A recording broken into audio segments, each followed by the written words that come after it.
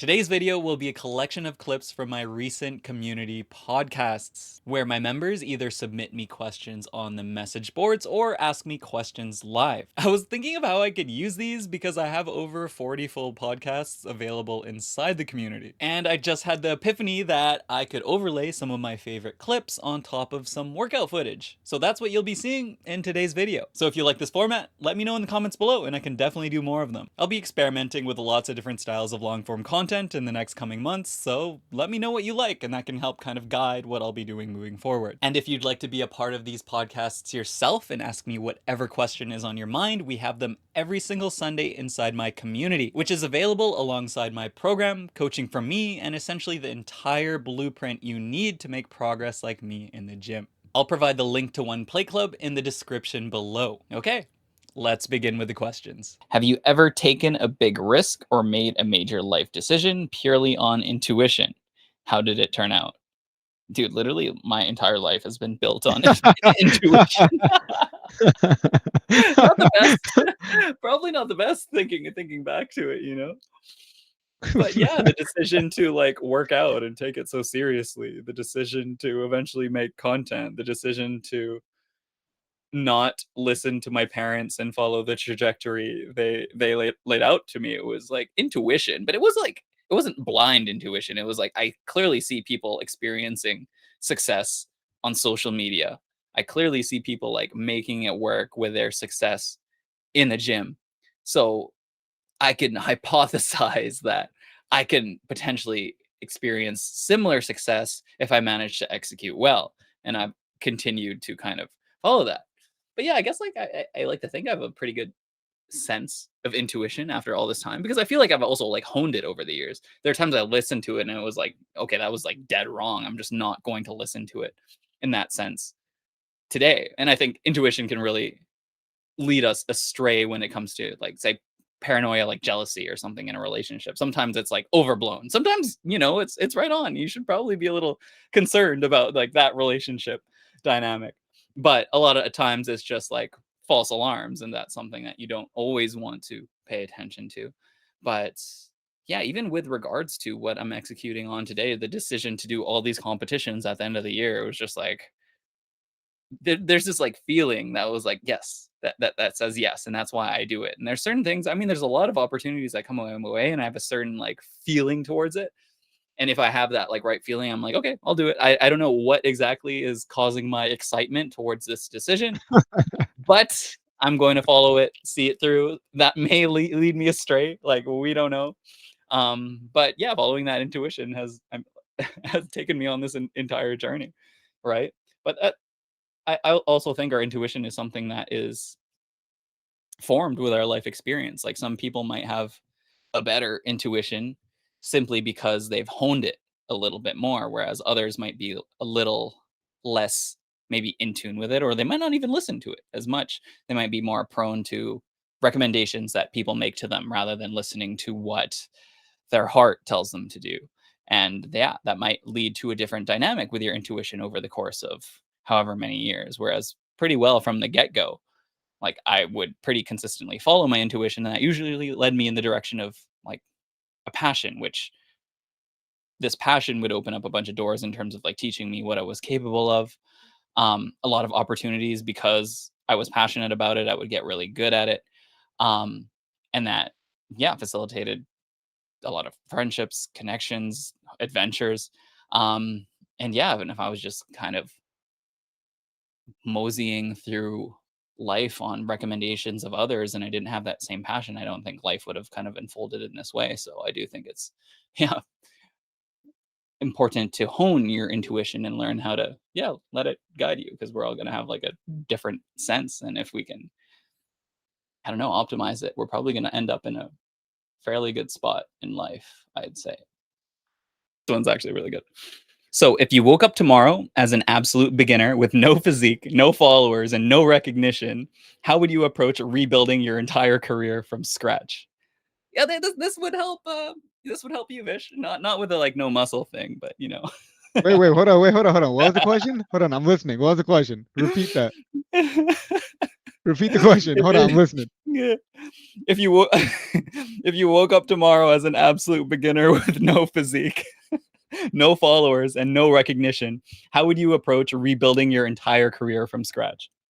Okay, I have no followers. I have no recognition in But you have a itself. physique. Not even, bro. I don't even have a fucking physique. Nah, I'm cooked. Hold on. I'm in that position. Hold up. That's Yeah, this is crazy. like it is a really good question. I was like, man, yeah, I definitely got to answer this one. Yeah. I mean, Did you give especially it if a you like. prompt? Did you give it me as a prompt to make that question? Like, Sometimes I wonder, man. I wonder if ChatGPT is listening. Sometimes it mentions things. I swear I've like brought up in conversation. I don't know, man. Like it won't be long before ChatGPT is listening all the time. But this is a really good question. I'm sure this is going to be super useful for everyone. But I mean, in terms of like the physique, I think yeah, it's going to be pretty straightforward. Follow everything that we have in the community here. Just keep following the 7-day split. Keep progressing. Keep pushing yourself. Keep finding ways to, um, yeah, push that envelope for yourself. And maybe that involves also signing up for competitions. But I think the thing I do differently if I had to start over is I'd start recording from day one, because what I've come to realize is I spent so many of my years trying to get to a point where I felt worthy of competing, to get to a point where it's just like, actually, the thing which is valuable is me going to these competitions and capturing the journey leading up to the competition and just documenting my experience, because I'm also more creative. I have more video ideas like while I'm on the way to a competition, because of that pressure, it kind of forces you to think differently, especially if you're kind of coaching yourself, you're trying to find like ways to get the most out of yourself, and that ends up fueling a lot of the content that I end up making. So start with a 7-day split and start making a habit of just posting videos and getting better at documenting your experience and finding what your edge is as you go. You're going to post a bunch of videos, do random things, random memes, follow trends, do an educational video, and eventually one of those is going to pop off, and that will give you a hint at what you kind of need to emphasize more going forward. In my case, when I was initially starting to blow up on social media, that was when I was on my bodybuilding prep and I was lifting very heavy weight while I was incredibly lean. And then those two things were enough to get people's attention that I could start sharing my training method, which is also very unique. So people started paying more attention, but I wouldn't have got to that point if I wasn't consistently posting every day and seeing kind of like what would stick. And of course, having like my bench press and having that standout lift was very effective, because that also got lots of people's attention, and everyone wants a big bench press. So you're definitely going to pay attention to Q videos, how I train my chest, and all those things. But all of that, yeah, required me to post for like, I don't know how many months was it before I started blowing up. I was like posting every day for like 5 or 6 months, maybe at that point, before things started to pick up. And then it was like, okay, yeah, posting every day is no problem once you're starting to like blow up and pick up steam. And that's even something I observed, say, in like Josh's content. He still posts consistently, and he eventually just like had those like random pop off moments from just posting random things. It wasn't even like he intended for this thing to blow up, like his like restaurant video, for example, and then him rage baiting. So now that's his thing, and then he shares that on his stories, and that's how he garnered his attention. But none of that would have been possible if he wasn't documenting his experience, and he was also competing very frequently, jacked, very strong at calisthenics. So it's really like creating as many edges as you can, and then eventually like capitalizing on them. And I think that is going to be very important. And I think something a lot of people might undervalue is how relatable you will be earlier in your journey. Like in my case, I have so much experience. It's actually very hard for me to go back to the beginning and give good advice to the beginner, who the majority of people will listen to or are the most relevant to. Even look at Jeremy Ethier's content. It's very like scientific and very simple and very like basic and like rudimentary scientific concepts. But that does well because that appeals to like the larger audience, and that's what he's optimized for. He's not getting into this like dense scientific stuff that the top whatever 5% will pay attention to. He's appealing to like the bigger demographic. So you really want to pay attention to that as you kind of start out and slowly start building. And you just want to pay attention to the problems that you overcome. Like I wish I had documented a lot of the things I needed to do to overcome like potential plateaus earlier in my journey? What were the things I was experimenting, or when I learned something for the first time? At this point, there isn't too much that's new to me anymore. So I can't share that same like passion, like, oh, I just tried this exercise and I felt like this. Like you'll only see those exercises when I'm pressing a stone or something like random like that. But I'm sure if I was like doing a dumbbell incline press for the first time and I felt it here, I would be able to share that passion in the content that I'm making, because it's yeah, it's so fresh. So yeah, that really is important. And I wish I knew it wouldn't be as daunting. I mean, don't get me wrong, it does require a lot, but when you enjoy it, it's so much easier to get yourself to do. And had I known I would have enjoyed it, I would have started earlier. So, but yeah, that's something I could share with everyone now after the fact. Oh, this is another good question. Has competing at a high level ever diminished your passion for fitness or lifting? Oh, for sure. Especially like going to worlds and like not placing top 5. It like it you're competing at the highest level, but it's still like not top 5. So there's this weird dynamic that you get used to just like not winning. Whereas if I compete at a local meet where I compete at Streetlifting or something like that, I can win a local meet. But when I compete at the competitions I want to compete at, I haven't been placing like as good as I've wanted. So that is kind of like discouraging at times. I am seeing that like slow improvement. But even when it comes to powerlifting and bench, it's always like it's kind of a write-off. It depends who shows up, right? Like I can place fifth or I can place ninth depending on like who kind of shows up and how strong they are. So yeah, there are times that is very discouraging, because that is one of my biggest goals. I'd like to win a world championship, and like placing higher has yeah, definitely been very frustrating for me, especially when you can do everything perfectly at that level, and you still won't win. Not to say I'm doing things perfectly, but that's kind of like what will separate like the winners from the losers at that level of competition.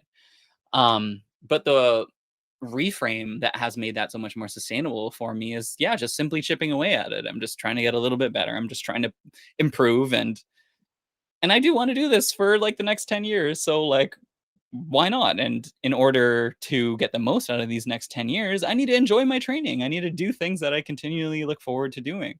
And if I'm waiting for a placement at my competition to give me the encouragement I need to continue training, I'm just screwing myself over. So yeah, I'm just really focused on the process. I'm really focused, and at least I have like content which helps me, which has honestly kind of taken the like focal point away from those competitions. As long as I can highlight my journey on the way to these competitions and make better content as I do it, like I'm already winning. Showing up on stage is like a formality for me at this point. And if I could continue to do well while I'm like utilizing the journey for content, yeah, I'm super happy. But yeah, it has definitely gotten very discouraging at times. And you wouldn't think it. It's like, Ryan, you're so strong and um you bench this much, but you only compare yourself to the people who are doing better than you. You're not so much worried about those competitions like you win on a local level. You're worried about like how am I competing to this guy? Can I catch up? Like I was even looking at like the world champion bodybuilder's Instagram page the other day. Just like, is he competing this year? It's like, oh, he's in prep. I think he is. God damn it, you know. There's that, and he looks sick, and like I don't know if I could catch up to that and yeah, in this amount of time. I guess we'll see. I'll be standing beside him before we know it. Um, but yeah, I've needed to really pivot to how can I, yeah, enjoy the grind as much as possible. And I know that the grind eventually leads to a better outcome, anyways. And I just need to also have the patience and the realization that the placement I want is just going to be further down the road. And I need to be okay with that rather than get frustrated and then not sign up, which is definitely not going to help my progression towards those goals. I Yeah. remember back before I joined OPC and I was curious about the whole programming, and this is when I was super concerned with my bench. I asked you, is this going to be a really good program or like a designated program to grow my bench? You're like, yes. But then you see all these top level athletes that are benching 4 or 5 times a week, and that's the actual program they're on to progress their bench. What do you think is the real difference, and why would you think yours is better slash not better? Um, this because this provides you more. Like we're sacrificing some bench progress to train healthier, to build our physique, to master other movements for more sustainability. And we're just accomplishing more with this program than we would if we just benched 4 times a week. And 4 or 5 times a week or 7 times a week can work in those outlier cases. But for the vast majority of people, they aren't going to enjoy training like that. It is going to lead to joint issues, and it is just like incredibly hard to recover from. So I'd rather hedge my bets on something that has a lower frequency but provides so many different ways to provide fulfillment in your workout, like being able to hit a weighted muscle up. Would you have been that happy if you didn't ever find that out, you know? And I think that also fuels your progress because you're also just going to be able to do it longer. And yeah, I have had that debate with myself too. I'm like, sure, I might be able to put more on my bench if I did that every day, but I would hate my training. My joints, yeah, my joints would hurt. I would just not have as much fun. And I would not want to suffer just so I could call myself a world champion when I could just actually enjoy the time I spent in the gym instead. Like that has been like that kind of shift in mindset, I guess, as to maybe opposed to when I first started working out, where it's like, I need to win at all costs. But yeah, like I don't like becoming a world champion would not benefit me as much as training in this way has benefited me so far, even on from like a social media perspective. This one's funny. What's the most embarrassing thing that's ever happened to you at the gym or while filming content? This actually happened while I was filming content, but I'm sure there was a bunch of other things. Oh no, there's two I have in mind. Okay, so the first one, I was going for a 4-plate squat. This was a while ago, and I was getting my buddy to spot me. I was getting one buddy to spot me, and another buddy to film. So yeah, two people like watching me pretty directly. And I go down for my squat, and I go up, and you know when you like kind of like you squeeze your glutes for like activation. Well, I squeeze my glutes really hard, and I let out a fart. But because I was squeezing my glutes so hard, the fart was like high pitched. It was like an ultra, it was like an ultrasonic fart, like a whoop, like a very high pitched fart. Yeah, I got the squat, and you could see that I'm laughing. I That's was actually also hilarious. laughing. Re-rack that. That was yeah, that was one of the most embarrassing moments. You can't help it, man. It sucks when that happens, like even like randomly. I had it happen on that reverse hyper the other week, and luckily no one was around. But I'm like, man, I'm glad there's a lot of girls in here. It would have been awkward. You just would have been praying they're wearing like their noise canceling headphones. That would be like the worst. Like you fart, you look over, she's not wearing headphones. It's like game over. Bro, Oh that'd be man, so funny. feels bad. So the second most embarrassing thing was getting cussed out by a girl I was seeing just like in the middle of the gym. I kind of deserved it. I think I was like I was being I was being a dick. So yeah, I definitely had it coming. So she like made a scene in like the middle of the gym. Um I think I was working out. She was working there. Like she's my coworker, so we had a little bit of a thing going, and she was cussing me out, and I was just kind of like standing, smiling, like looking around at everyone around me as she was making a big scene. Yeah, that was pretty embarrassing on multiple Look, levels.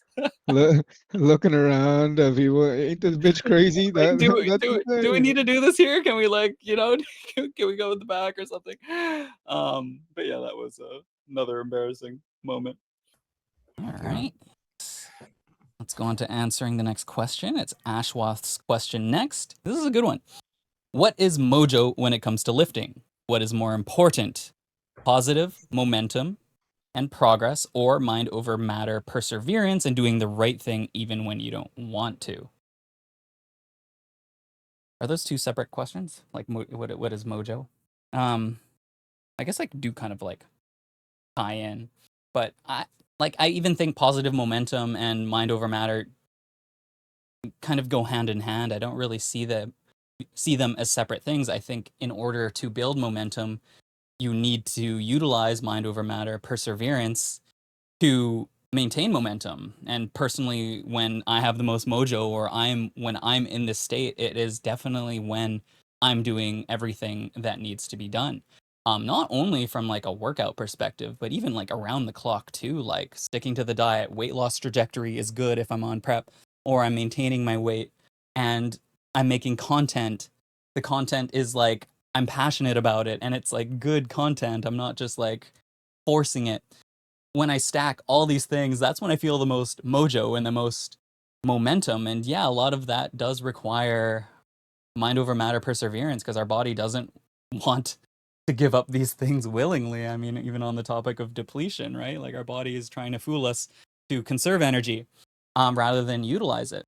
And that was one of the things I ended up talking about in my like Sam Sulek style chest workout video I filmed the other day. It was just like, I don't know how many calories I'm eating. It's below 2,000 and I have a very high output day. But I've been meeting that because like the things I do are carrying me. I'm just creating that positive momentum from like hitting that checklist of things I need to do to build that future that I want. And because I'm hitting that checklist off, I don't feel like I need calories to fuel myself. I've been in a really good mood despite it. And even filming that Sam Sulek video where I'm talking into the camera the entire workout, I'm filming myself talking. I had nothing scripted. I'm just like talking off the top of my head. Like normally this would be something that just like gasses you, and it did like the first half of my workout, but once things got moving, yeah, things just started flowing, and I think that's the state we really want to facilitate, and we often aren't going to facilitate that if we aren't utilizing some mind over matter. Um, but yeah, there are situations where you can burn out because you're taking on too much things, or the things you're taking on, maybe you're just not that passionate about. And that actually brings up a quote that I had written down a little while ago. Where is this? Procrastination is the soul rebelling against entrapment. So, yeah, when we don't want to do things, in a way, maybe our soul feels like it's confined to something. Um, but at the same time, you don't always get to choose like the work that needs to be done. So there is this kind of mind over matter component which needs to happen. But over time, at least try to gravitate towards the things that allow you to make progress and like pushes you towards that future goal that you're trying to work towards. And how that really relates in the gym is, yeah, maybe doing a lot of the exercises you don't want to do, but really enjoying the ones you do and allowing those to fuel you as well. But yeah, that's a really good question because there's just so many variables you end up needing to pay attention to over time to really facilitate this. Yeah, that was kind of my question too. I was like, can I ask like what was your experience with like this whole prep brain? Because I am feeling terrible. Yeah. It's like mental fog. Like I just wake up and I'm just like, ugh. Yep, it's But that. I've personally never experienced like being. I'm actually just on yesterday said I had like 9% body fat. So I was like, okay, we're on the right track for sure. But I've never been like this lean. I'm like going through it, dude. Yep. Yep. So a lot of it is really just embracing it, just embracing the suffering. Like this is what I signed up for. It's building character. You're not gonna see it in the moment. Unfortunately, you're just gonna feel the suffering. Your body's gonna point you towards food as the solution, and like tell you all these things that you should give up on your on it, and just accept less. But yeah, you just don't want to listen to it at that point, and just see it as this challenge, like this new level you're trying to reach. I mean, you're trying to get to this new level of conditioning you've never got to before. And that's going to take suffering that you've never experienced before. But that suffering is the reward. It's like, I'm going to do this, and then I get this new threshold of what I'm capable of for the rest of my life. Yeah, and yes, you're not going to see that in the moment, but that's what you really need to attune yourself to during prep, because yeah, it's only going to get harder, unfortunately, the leaner you get. But a lot of people want to look for solutions to make this suffering easier, but I haven't found that to be useful. Like I've done everything. I've escaped on like RuneScape. I've tried to cure it with more food and like different strategies. But when I was trying to fix it, that's when I felt the worst. I always felt the best when I was just embracing it. I was like, I am zapped. Like I'll just lay here. I'll just like watch a show and not enjoy it because I don't have emotions to enjoy it right now. Like it's rough. So one thing, I feel like I'm almost depressed at this point. Like it's like I feel sad. Like yeah. But that's what you really want to take in, even like documenting this experience, because it's just like a different perceptual experience. You just don't have the emotional highs. it's not even Yeah. that it's low. My observation is just it's just it is what it is. Like Yeah, it's just exactly. objective. And that is actually really useful to just go about your life and just like pay attention to your experience during things. You notice things about people that you don't normally notice, and that's something like I find very useful. It's like normally I feel this way around this person, but now this person's like really draining my energy. Like they're just like not that upbeat. Like I didn't notice that before. Or you might even just pick up on subtle cues that you just don't normally because you know you're happy, you're full of food. And yeah, it's really good data. And even from my own perspective, I've had a lot of moments where which ended up facilitating a lot of change for me. I relate this to like rock bottom moments where our body is just like, okay, whatever this guy's doing, like isn't working. We're not fed right now, so we have to make him more open to change. So then we can reflect on our life and maybe things we can do differently that we can improve on. And like my idea to become a content creator came from one of these moments. My idea that well, what eventually got me started was like the year before I started making content. It was a prep that year. I also had a realization I was unhappy in a previous relationship during these things, and it really brought my attention to things I just like pushed under the rug the rest of the year. So we want to see it as this like experience that teaches us as well, and not it isn't just this like suffering and we're just like hyper fixating on the negative aspects because there are some positive aspects that are there, and yeah, and a lot of it is stuff that's going to benefit us for the rest of our lives, really. Yeah, I keep getting asked, is it worth it? I'm like, I don't know yet. I'll tell you after. that's a better mindset. But when we do remember these things, like we remember just like yeah, like the hard parts, the good parts. And like this is all temporary. We're eventually gonna be fed. We'll be looking back on this moment after the show. And yeah, it's definitely not the state we're going to be spending the rest of our lives in, which is what our psychology wants to trick us into, like when we're in the thick of it. Wants to tell us, yeah, oh, like you're gonna feel like this rest of your life, so eat this food. Like it's crazy, like the mental battles I've been through. But yeah, coming out the other end is just yeah, really embracing it to the best of your ability. You follow me, like I make content as well. And I'm kind of curious, like, how do you manage your energy while creating content? Like, do you have specific days? Because you work out 7 days a week, or at least a lot more than the average person. And I'm kind of curious, like, how do you manage your fatigue in these final weeks of prep while being able to maintain all the other stuff, not just like content, but like your business, family, friends, you know what I mean? Yeah. I front load the day. I want to do like the hardest, like creative tasks where I need the most brain power early in the day. And so for me, that's content first thing in the morning. So any creative work, even if it's like community creative work, like making the courses, doing the writing for the courses, there's a lot of like manual stuff. Say I'm making like a voiceover, and I'm filling things out. Like that's not quite as creative. So I can do that later in the day when my energy is definitely a lot more torched. But yeah, I try to prioritize all my creative work as soon as I wake up. I start sipping my pre-workout. And yeah, that's typically usually the content in the video. So that's what I prioritize. After that, I go immediately into the workout. And once I start working out, I gain more energy. So it gives me like a little boost. And I'll utilize that to get through my workout, push myself really hard. After that, then I have my meal, which gives me a little bit of a boost. And then I'll usually have like a few hours to continue working in the evening where I still have decent output. And then, yeah, it starts dwindling pretty quick from there. But yeah, I've had to make a lot of systems around this and just knowing when I can do work versus when maybe I could focus on like less mentally demanding stuff and not try to like frustrate myself on trying to do like creative work when I'm just like taxed. But this year has been better so far. I'm curious why this I've actually felt a lot better since losing weight these last like few weeks, which is interesting. I don't know what explains that. But yeah, I've been charged very recently. But last year I was pushing really hard and it was a lot more challenging. My content definitely suffered, and so did my output like later in the day. But that was similar to Marcus's question. It was just like trade-offs. I just understood, okay, I'm in prep mode, I'm deep in prep. I'm just not going to have as much capacity as I do the rest of the year. And I just need to do my best with what I have right now and not get too frustrated at myself because my output is just so much lower. Like I would spend, there would be days I would try to write a paragraph, and it would take so much effort to just get myself to write the paragraph. I would write 3 lines, and it felt like the equivalent of like an hour writing normally, just because the brain That's so was relatable. fighting me, right? So during those periods, it was just like, what can you do? Like, you kind of gotta laugh at yourself. It's just like, man, you don't want to take it like too seriously and like be too hard on yourself at that point when there's already like so much stress on your body. So we need to be able to be like really have a lot of grace with ourselves at that point, like be able to forgive ourselves and just do the best with what little energy reserves we have, really.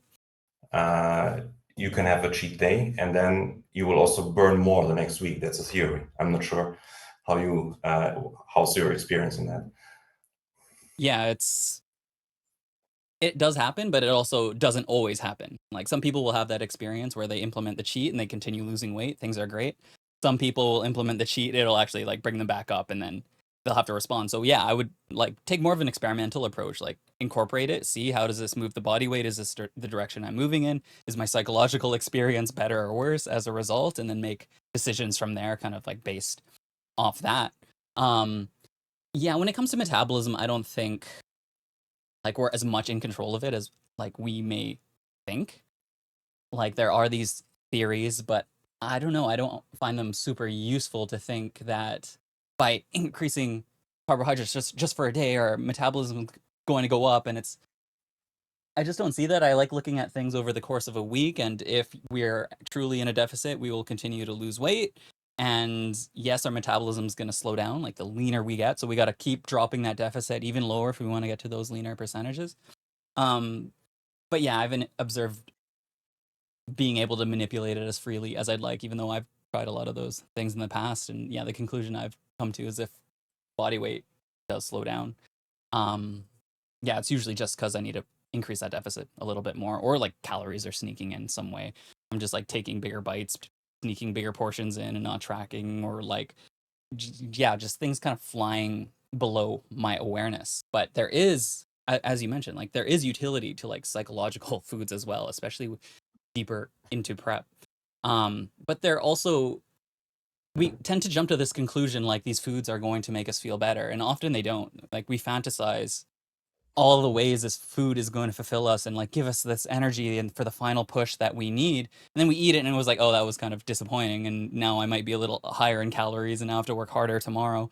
And the food doesn't even live up to that fantasy. So we need to recognize that that's simply a fantasy. The thing that can also make us feel good is that scale moving down, seeing that extra vein, seeing the progress in the gym. And that's what we need to really remind ourselves during those periods, because yeah, our body is working against us at this point. It wants us to eat, it wants us to binge, it wants us to eat the calories to avoid this deficit. And yeah, we need to see its tricks for what they are, which are essentially tricks to get us to eat more, because yeah, we want to go all the way down. We want to bring the best conditioning possible. And then once we're done, then we get to eat, and then we get to fully enjoy it like guilt free. And that's the point we want to get to, because yeah, if you're incorporating a cheat meal and you're like feeling guilty eating it, like just don't even bother. It's just not useful to have that kind of like mental burden on yourself, right? Yep, definitely. Yeah, and I guess that feeds into your question. Do you think having more bland food is better when it comes to prepping for a bodybuilding show? I'm 8 weeks out and don't want to have more temptation for tasty foods. Would love your insights on this. So yeah, it's a double-edged sword when it comes to tasty foods. You can utilize them as a reward, but it does remind your psychology and your subconscious how good food can actually taste. So there is a lot of utility to riding things out with the bland food. And then once you actually like can enjoy it properly, yeah, that would be a good time to properly enjoy it. But they can be utilized effectively, but yeah, exactly. It just kind of has that trade-off, and it does take more willpower to overcome these cravings. And I had that experience even last year myself.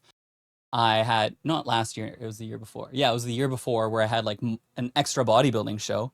So I had to peak like 3 different times. And for that first peak, I was carbing up with like pancakes and IHOP, and did the show, came back, and that just made like the following weeks like a lot more rough. I was just fantasizing about pancakes, when prior to that, that wasn't an issue. I didn't even like think about it. But as soon as I tasted it, the mind was there, and we tend to fixate on those things, especially when we're depleted. So it has a strong pull. And that's what made me kind of realize, like, maybe I'll just not have, something like that delicious or like hyper palatable. But maybe there's a happy medium where there's like something that's like good, but it's like somewhat on diet, and I'll just eat more of that in the meantime. And that's kind of my strategy this year. I'll just have more cheese. I'm including more fruit, like just foods that are on diet, but just like a little bit more of that. But we can also change our perspective of the foods we eat as well. It doesn't need to be this hyper palatable thing. Like maybe there is sauces or something, some different mix you can put on it and just like treasure it more. You can have a bland food, but like have the same experience of the food. Have the same experience as like eating something tasty if you really just focus on it, focus on the flavors. And I mean, I'm sure you've experienced this, like chicken breast, everything tastes so much better on prep than it does the rest of the year because it's like, this is all we can eat. So really focusing on that could just like completely change the experience as well. And just, even thinking about that from a psychological perspective too, like how can I change like this experience without having to need to change the food? But sometimes it does take some experimentation, like have the cheat meal and see, like, does this really derail you the following weeks, the days after, where you really need to draw out more willpower to stop these cravings? Or can you have that cheat, really enjoy it, and then get back to consistency? So this could be something that's like super individual as well. And I do want you to like experiment with those things and find out, because I mean, this is something I find for myself, but I mean, other people clearly do that, especially when you're like really on track, on schedule. Like having a cheat because you're losing like so much weight and you need to bring yourself back up, that could be a good reason to incorporate the cheat meal as well, right? So much, bro. I feel like I'm missing out on game. I don't think you need to put that much pressure on yourself, man. I think the best analogy I like for these situations is the analogy Alex Hormozy teaches called seasons. There's going to be times of the year where you're going to be pulled in different directions and your focus is just going to be elsewhere. I think this is one where, it's going to take your attention away from the 7-day split and the gym and performing that to the max capacity, just so you could focus on jiu-jitsu, business, and work. And that's perfectly fine. And I think your strategy right now is like completely reasonable. Do what you can, full body. That will allow you to hit muscles, hit the most important movements while you can. And then if there are opportunities for you to do a little bit more on top, I think that's fine. But I think what you should be focusing on now, especially if you're signing up for a jiu-jitsu tournament, is definitely to focus on that. Give that the majority of the time. Do some supplementary work with the 7-day split outside of it. And like you said, you're still making progress. So it's not going to be completely dialed as it would if you were just like completely focused on one thing. But it doesn't need to be at this point because you're trying to make a lot of things work, right? So definitely don't stress yourself out. Like, it sounds like you got a good plan. Hopefully, like, focus on that sleep, though. Don't sacrifice the sleep for, like, more workout or more activities, because especially when you have so much going on, like, it's important that you're rested, man, especially with something like jiu-jitsu where you can get injured. I think it's important you're super well rested. So if you can manage, if you're in charge of your schedule to that extent, don't put too much pressure on yourself to, like, really get those workouts in. But once that competition's over, you're schedule opens up, that's where it's like, okay, now I get to dial into the 7-day split. Now I'm going to make like the most progress. But for now, I think you got a really good strategy for yourself.